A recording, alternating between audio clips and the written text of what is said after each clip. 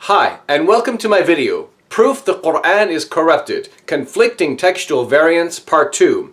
In Part 1 of this series, I did a comparative analysis between the dominant Hafs version of the Quran and the lesser-known Duri version. Here in Part 2, I'll be making an even more important comparative analysis of the Quran using the Hafs and Warsh versions. Why is this more important? Well, it's because there are literally tens of millions of Muslims using the Warsh version of the Quran. According to page 199 of the book, An Introduction to the Sciences of the Quran by Muslim scholar Yasir Qadi, after the Hafs version, the second most dominant Quran is the Warsh version.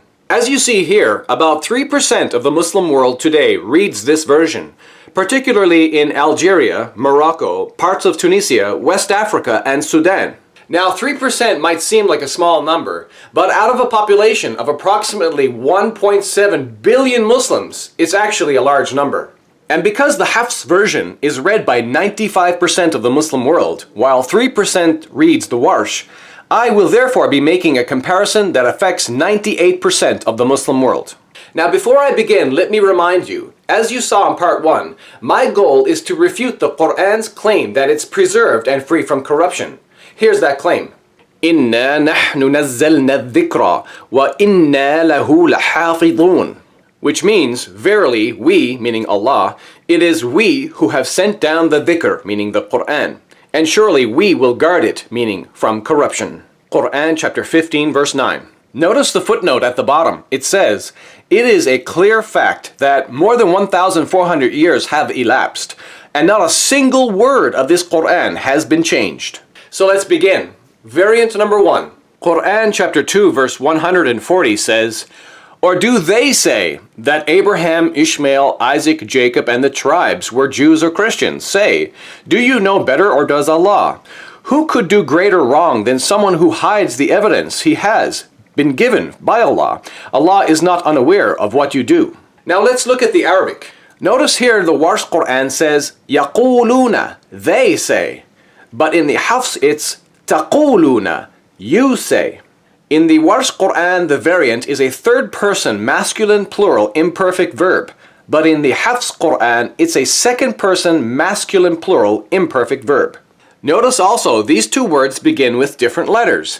The letter Ya in the Warsh Quran, يَقُولُونَ, and the letter Ta in the Hafs, تَقُولُونَ. So this is an example of an actual consonantal difference that changes the meaning of the word. Variant number 2. Quran chapter 2 verse 58 says, remember when we said, go into this town and eat from it wherever you like, freely. Enter the gate prostrating and say, relieve us of our burdens. Your sins will be forgiven. We will grant increase to all good doers. Now let's look at the Arabic. Notice here the Warsh Quran says, yughfar, will be forgiven. But in the Hafs it's naghfir, we will forgive. In the Warsh Quran, the variant is a third-person masculine singular passive imperfect verb. But in the Hafs Quran, it's a first-person plural imperfect verb. Notice also these two words begin with different letters. The letter Ya in the Warsh, yughfar, and the letter Nun in the Hafs Quran, naghfir. So this is an example of an actual consonantal difference that changes the meaning of the word. Variant number 3. Quran chapter 2 verse 184 says, for a specified number of days, but any of you who are ill or on a journey should fast a number of other days. But those who are able to fast, their ransom is feeding poor men. And if someone does good on his own accord, it is better for him. But that you should fast is better for you, if you only knew. Now let's look at the Arabic. Notice here the Warsh Quran says, طعامي مساكين, feeding poor men. But in the Hafs it's طعام مسكين, feeding a poor man. In the Warsh Quran, the variant masakin is a masculine plural noun, but in the Hafs Quran, the variant miskin is a masculine singular noun. In addition, here we have a serious conflict in Islamic law, because these are two different Islamic legal rulings. This verse prescribes that Muslims who miss days of fasting must compensate for that. But the problem is, the specific compensation of giving food is not the same in these two different Arabic Qur'ans. So my question is, which Islamic legal ruling is correct? Is it feeding a number of poor men, plural, as in the Warsh Quran, or feeding one poor man, singular, as in the Hafs Quran? Clearly, there is a serious conflict here. Variant number 4. Quran chapter 3 verse 81 says, "Remember when Allah made a covenant with the prophets. Now that we have given you a share of the book and wisdom, and then a messenger comes to you confirming what is with you, you must believe in him and help him." He asked, "Do you agree and undertake my commission on that condition?" They replied, "We agree." He said, "Bear witness then, I am with you as one of the witnesses." Now let's look at the Arabic. Notice here the Warsh Quran says, "Ataynakum," we have given you. But in the Hafs it's, "Ataytukum," I have given you. In the Warsh Quran, the variant is a first person plural perfect verb, but in the Hafs Quran, it's a first person singular perfect verb. So this is another example of a consonantal difference that changes the meaning of the word. We see the letter Nun in the Warsh Quran, Atayna, and the letter Ta in the Hafs Quran, Ataytu. Variant number 5. Quran chapter 3 verse 146 says, "Many a prophet has been killed, when there were many thousands with him. They did not give up in the face of what assailed them in the way of Allah, nor did they weaken, nor did they yield. Allah loves the steadfast." Now let's look at the Arabic. Notice here the Warsh Quran says, "Qutila," has been killed, but in the Hafs it's qatala, has fought. In both cases the verb here is a third person masculine singular perfect verb, but unlike the Hafs, in the Warsh the verb is passive, and that changes the meaning. So my question is, should the Quran say qutila, has been killed, as in the Warsh, or qatala, has fought, as in Hafs? Clearly these are not the same. Variant number 6. Quran chapter 28 verse 48 says, "But when the truth did come to them from us, they said, why has he not been given the same as Moses was given? But did they not previously reject what Moses was given? They said, 2 magicians who back each other up. And they say, we reject both of them." Now let's look at the Arabic. Notice here the Warsh Quran says, "Sahirani," 2 magicians. But in the Hafs it's sihrani, 2 works of magic. The conflict here is obvious. So my question is Allah telling us about 2 magicians, as in the Warsh Quran, or 2 works of magic, as in the Hafs Quran?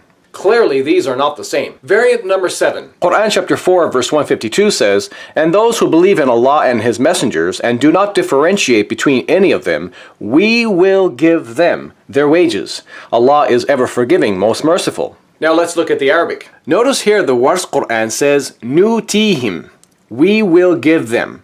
But in the Hafs it's yu'tihim, he will give them.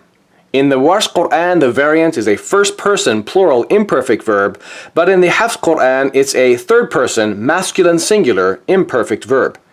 And this is another example of a consonantal difference that changes the meaning of the word. The letter Nun in the Warsh Quran, nutihim, and the letter Ya in the Hafs Quran, yu'tihim. In addition, we also have a serious theological conflict here. As I mentioned in part 1 of this series, Islam teaches that when Allah speaks in the plural we, He does so to express His power because plurality expresses more power than the singular does.